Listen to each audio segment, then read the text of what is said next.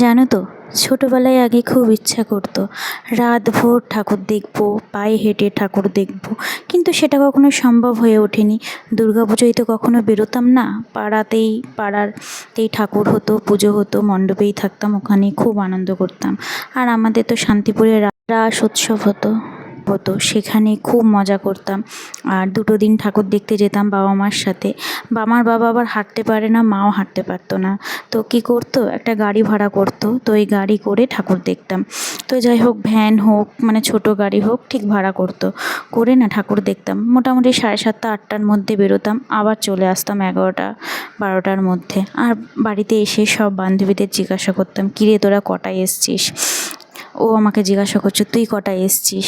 তো তখন ওদের কথা শুনতাম আর ভাবতাম, ওরা পায়ে হেঁটে ঠাকুর দেখতো, বাড়িতে আসতো 2টো 2:30 3টে এরকম নাগাদ বাড়িতে আসতো।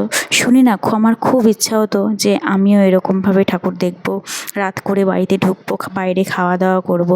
ভীষণ ইচ্ছা করতো রাতে ডিনারটা বাইরে সারবো, কিন্তু সেগুলো কখনো সম্ভব হয়ে ওঠেনি। একটা মানে বাবা মার একটা গাইডনেসে আমি থাকতাম সবসময়। তো কখনো মানে কী বলতো, এরকমভাবে কখনো ঘুরিনি। সেটা আজ সম্ভব হয়েছে, আজ আমার সব মনের ইচ্ছেগুলো আমার হাজব্যান্ড পূরণ করছে। সত্যি বলছি, ওকে অনেক অনেক অনেক থ্যাংক ইউ। আমার খুব এরকমই ইচ্ছা হতো, এরকম রাতভর ঠাকুর দেখবো আর এরকমই ঘুরবো। তো সেদিনকে যেরকম বেরিয়েছি বাড়ি থেকে 8:30টার সময়, বাড়িতে এসেছি ভোর 7টার সময়। তাই ভাবছি আস্তে আস্তে সব মনের ইচ্ছেগুলো পূরণ হচ্ছে। পরের দিনেও তাই, নবমীর দিনেও একই, বাড়িতে এসেছি ভোর